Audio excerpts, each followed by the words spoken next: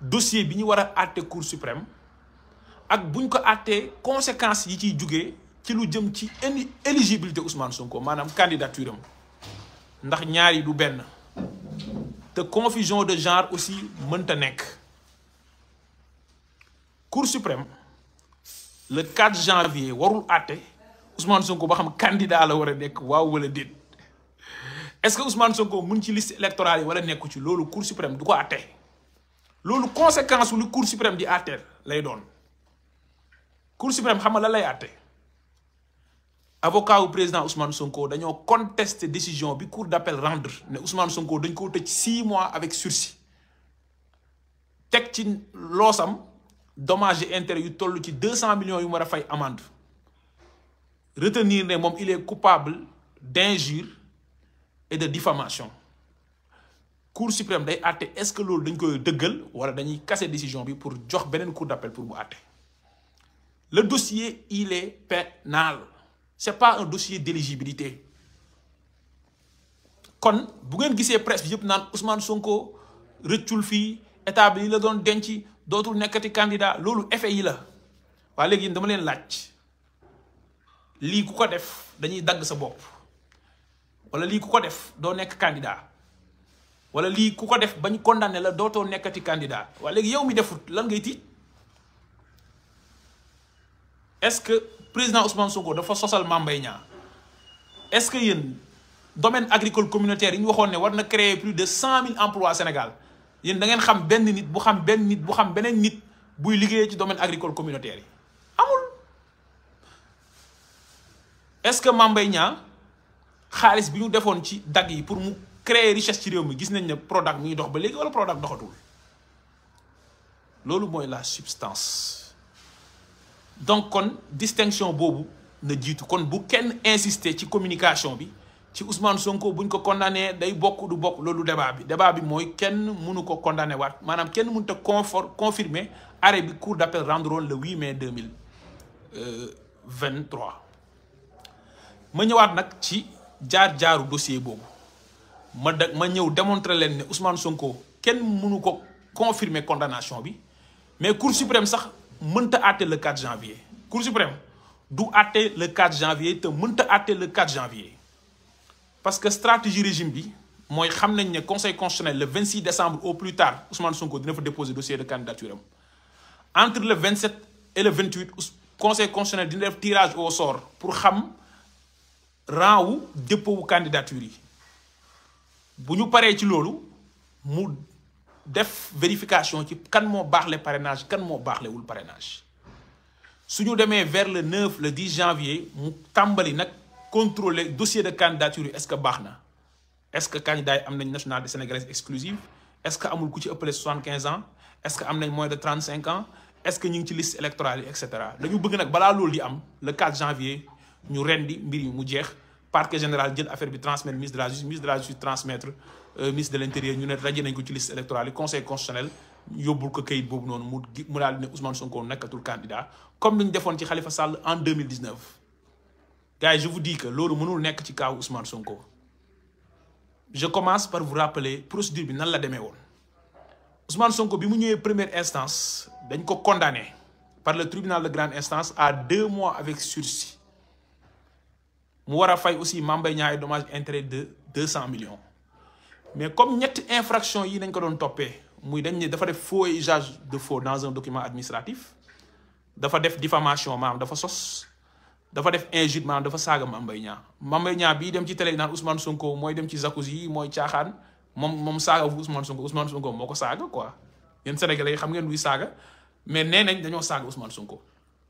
loolu la parquet doon toppee Ousmane Sonko. Finalement tribunal de grande instance daf ko setal ci saaga mu ne amut mu ne Ousmane Sonko deful faux ci këyit benn infraction nañ ko mun daanee muy diffamation mais 2 mois avec sursis nañ ko tëjee bu ngeen fàttalikoo ci jamono jooju bindoon naa sama page ne lii mënut a tere Ousmane Sonko nekk ci maanaam ba nekk candidat donc loolu moom c'était clair parquet def appel Mame Mbaye Niang def appel ñu enrôlé affaire bi le 17 avril après ñu renvoyé ko au 8 mai le 8 mai ñëw jugé cour d'appel daal di infirmer partiellement le jugement du tribunal de grande instance de Dakar maanaam mu am lu mu ci dindi mais am lu mu ci confirmer lu mu confirmer mooy Ousmane Sonko dañ koy seetal ci faux et usage de faux dañ koy condamné ci diffamation mais daal di ci teg ne nag injure dafa am il est coupable d'injure saaga na Mame Mbaye Niang juge cour d'appel yi ñoo def loolu ñoom Mamadou Cissé Fall ak Ousmane Gueye bi ñu waxee loolu ñu daal di yokk peine bi ne nekkatul 2 mois comme Macky Sall 6 mois la bëgg pour jéem a xañ Ousmane Sonko mu nekk candidat ñu def ko 6 mois donc ñu def loolu le 8 mai daal di confirmer les 200 millions de Mame Mbaye Niang Mame Mbaye Niang ñu ne ko yow miy laaj xaalis loolu xam nañ ne xaalis intéressé wu la dañ laa yónni marionnette nga pour Ousmane Sonko bu nekk candidat léegi loolu bi mu amee avocat wu président Ousmane Sonko dañoo def pourvoi en cassation devant la Cour suprême pourvoi en cassation devant la Cour suprême pourvoi boobu nag ma leen di wax Macky Sall xool leen temps bi mu amoon 8 mai laa wax avocat yi def pourvoi le 12 mai au plus tard le 12 juillet ñu produit seen mémoire parce que 2 mois la leen yoon may juillet août septembre octobre novembre décembre janvier 7 mois Macky Sall enrôlé wul dossier boobu léegi yéen du ngeen posé seen bopp benn question ñu waxtaan ma déglu sax lan ngeen di bind na nit ñi répondre ci live bi lan nañ gis ne moo tax Macky Sall nanguwul enrôlé dossier boobu noonu loolu moo gënoon a yomb ay contumace ngay dem Sabassi Faye di la duma Ziguinchor nga ñëw Dakar Ousmane Racine Thion di la duma nga nekk la risée du monde di barricader ay DGE di barricader ay CDC ñi doon barricader ñu leen di mujj barricader mais ridiculisation boobu noonu jaru ko fi woon lan moo tax Macky Sall kon jëlul dossier boobu nga xam moo gënoon a simple laaj naa leen question boobu la réponse est simple Ousmane Sonko dossier Mame Mbaye Niang bi kenn mënu ko ci teree bokk pour des raisons simples suñuy avocat dafa am ligne de défense bu ñu jël maanaam yoon boo xam ne ci nañuy défendre Ousmane Sonko ci kanamu Cour suprême parce que boo saisiree Cour suprême ci pourvoi en cassation da ngay développer ay moyens lu ñuy wax ay moyens de cassation yoon yoo xam da nga jàpp ne Cour suprême ci la war a basé wu pour casser décision bi ngay attaqué ci biir moyens yooyu nga soulever ay branches maanaam ay xaaj ay wàll wala ay banqaas déglu leen bu baax li may wax nii c'est important ci yoon booy def défense maanaam booy aar sa bopp da nga am ñetti moyens de défense dafa am fin de non recevoir am exception am défense au fond gis naa ko bind le dossier est vide oui le dossier est vide mais c'est une question de procédure c'est pas une question de fond mais c'est une question de procédure li jiitu mooy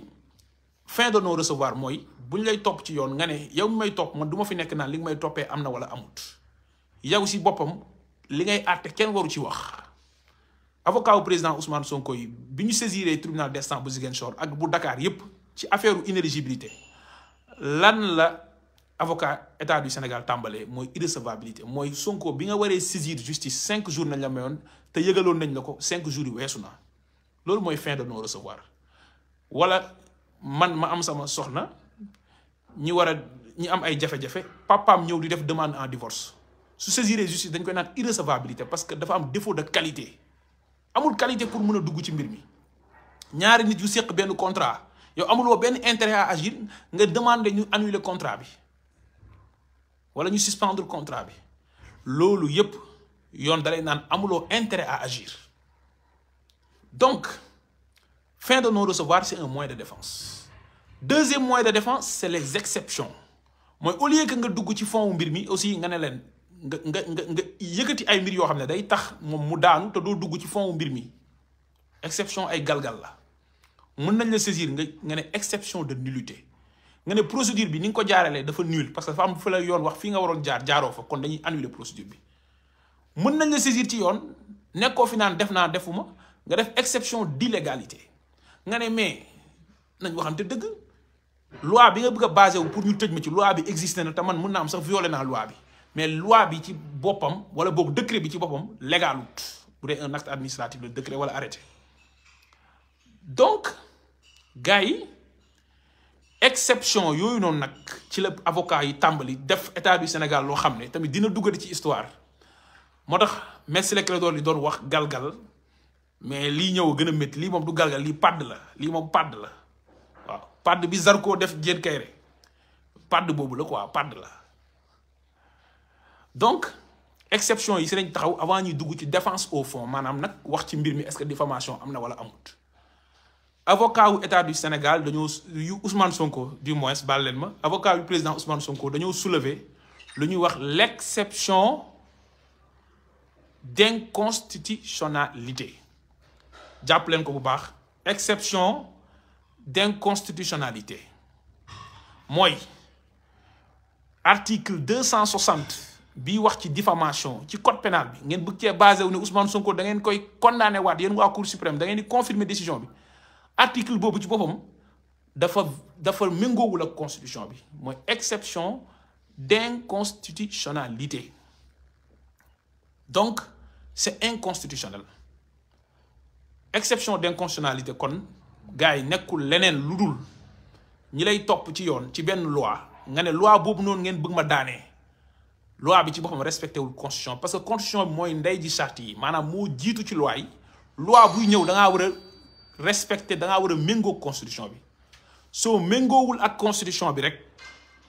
dañ koo war a dindi wala boo kenn mënu cee daan nit parce que constitution bi nag mooy ndey ji charte yi loolu mooy li avocat yi soulevé li tax may taxaw ci exception boobu noonu mooy dès lors que soulevé nañ ko mbir mi kenn mënatu ko àtte le 4 janvier xam ngeen lu tax conseil constitutionnel dafa am une compétence exclusive en matière de contrôle de constitutionnalité des lois conseil constitutionnel moom kese moo am compétence pour bu ñu nee loi bi méngoowul ak constitution bi mu wax ne loi boobu noonu méngoo naa constitution oui ou non kon képp ku soulever exception d'inconstitutionnalité ci kanamu cour d'appel ak cour suprême mënatuñu àtte mbir mi dañuy kay jox conseil constitutionnel àtte loi boobu noonu ñuy attaqué est-ce que c'est inconstitutionnel oui ou non dama leen di liiral disposition article 22 bi nga xam ne mooy loi organique bu conseil constitutionnel c'est la loi 2016-23 du 14 juillet 2016 mooy wax ni je vous lis la loi ensuite ma expliquer leen daf ni lorsque la solution d'un litige porté devant la cour d'appel et la cour suprême est subordonnée à l'appréciation de la conformité des dispositions d'une loi ou des stipulations d'un accord international à la Constitution, la juridiction saisit obligatoirement le Conseil constitutionnel de l'exception d'inconstitutionnalité ainsi soulevée et sursoit à statuer jusqu'à ce que le Conseil constitutionnel se soit prononcé. Article 22 bu loi organique bu Conseil constitutionnel nee na avocat wu président Ousmane Sonko yi li ñu saisiré Cour suprême ne ko ñun balaa ñuy àtte mbir mi sax article 260 bi wax ci diffamation dafa méngoowul ak constitution bi article 22 boobu nee na yow Cour suprême obligatoirement da nga war a arrêter mbir mi nga jox ma dossier bi man ma wax est-ce que article 260 bi tere bi wax Ousmane Sonko da ngaa sosal Mame Mbaye Niang est-ce que méngoo naa constitution bi ou non loolu la ñu wax. damay liraat la juridiction saisit obligatoirement su live bi jeexee dinaa def capture d'écran wu article 22 bu loi organique bu conseil constitutionnel ngeen tasaare ko yéen ñëpp ngeen jàpp ci ngeen partagé ko vous êtes 4800 actuellement sur 4835 partagé loolu may wax mooy article 22 bu loi organique bu conseil constitutionnel nee na dañu war a saisir obligatoirement le conseil constitutionnel léegi le 4 janvier bu cour suprême saisir conseil constitutionnel lan mooy am mooy cour suprême dafay surseoir à statuer maanaam dootul àtte ci mbir mi en attendant conseil constitutionnel àtte ba xam article 260 méngoo na constitution bi oui ou non mu teg ci ne le Conseil constitutionnel se prononce dans un délai de 2 mois à compter de la date de sa saisine. Le Conseil constitutionnel bii ñu saisir nag am na 1 mois pour àtte gars yi le 4 janvier bu ñu soulever exception d'inconstitutionnalité te soulever nañ ko ba pare avocat yi Cour suprême il est obligé mu arrêter mbir mi saisir Cour suprême Conseil constitutionnel te bu ko saisiree Conseil constitutionnel le 4 février lay àtte mbir mi 4 février lay àtte mbir mi fekk na lan la article 29 bu constitution bi wax nee na dossier de candidature yi kan mooy candidat ku dul candidat liste bi Conseil constitutionnel mu ngi koy arrêté au plus tard le 20 janvier maanaam 35 jours avant le scrutin boobu fekk na Ousmane Sonko nekk na candidat ba commencé pré-campagne am def ay meeting fii def meeting fële ñu accueillir ko ñun Grand Yoff mu ñëw defal ñu suñu meeting loolu mooy li am loi bi teg ci ne si le Conseil constitutionnel estime que la disposition dont il a été saisi n'est pas conforme à la Constitution, il ne peut plus en être fait application. nee na nag Conseil constitutionnel su demee ba gis ne lii ñu saisiré ma ne disposition bii dafa inconstitutionnel loi boobu kenn du ko appliquer kenn dootul daan président Ousmane Sonko. dinaa ñëw nag ci lan moo tax article 260 avocat yi ne c'est inconstitutionnel mais li ma njëkk a wax mooy procédure bii. kon yéen ñëpp na ngeen ko bind na ngeen ko wax fépp le 4 janvier 2024 Cour suprême mënta àtte Ousmane Sonko le 4 janvier 2024 Cour suprême dès lors que avocat yi saisir nañ ko par une exception d'inconstitutionnalité dafay jël dossier bi mu daal di def renvoi préjudiciel maanaam mu saisir Conseil constitutionnel obligatoirement la loi bi wax nekkul nag loi organique bu Conseil constitutionnel kasee ko wax. loi organique bu Cour suprême ci boppam moom Cour suprême loi bi ko tënk bii tax magistrat yi mën a àtte mun ñëw àtte ñu nangul leen ko ñu naan kii conseiller la kii président de chambre la loi boobu noonu ci boppam article 91 moo ne lorsque la solution d'un litige porté devant la Cour suprême est subordonnée à l'appréciation de la conformité d'une disposition d'une loi ou des stipulations d'un accord international à la Constitution, la Cour suprême saisit obligatoirement le Conseil constitutionnel de l'exception d'inconstitutionnalité ainsi soulevée et sursoit à statuer jusqu'à ce que le Conseil constitutionnel se soit prononcé. mu teg ci ne si le Conseil constitutionnel estime que la disposition dont il a été saisi n'est pas conforme à la Constitution, il ne peut plus en être fait application. lii mooy reproduction littérale bu li ma leen liiraloon sànq muy article 22 kon Cour suprême loi moo ko wax ne obligatoirement le 4 janvier mënta àtte mbir mi mënu ko vider parce que benn condition nañ ko wax lorsque la solution du litige en dépend maanaam bu fekkee solution mbir mi ci la dépendre mais effectivement Ousmane Sonko diffamation nañ koy toppee te délit boobu la avocat yi wax ni dafa inconstitutionnel diffamation boobu noonu ñu créé contre un membre du gouvernement dafa inconstitutionnel kon na ñëpp xam ni le 4 janvier la Cour suprême ne peut pas vider l'affaire Ousmane Sonko, Mame Mbaye Niang. La Cour suprême est obligée de saisir le Conseil constitutionnel qui va statuer sur l'exception soulevée dans un délai d'1 mois. fekk na ñun ñu nekk candidat bu commencé def suñu pré-campagne loolu mooy li ma njëkk a wax mooy procédure bi li ci tegu nag mooy le fond maanaam lan moo tax avocat yi ne article 260 dafa anticonstitutionnel wala dafa inconstitutionnel méngoowul ak constitution bi bu ngeen demee code pénal bi réprimer diffamation dafa indi 4 formes de diffamation selon kan nga def diffamation bi selon victime bi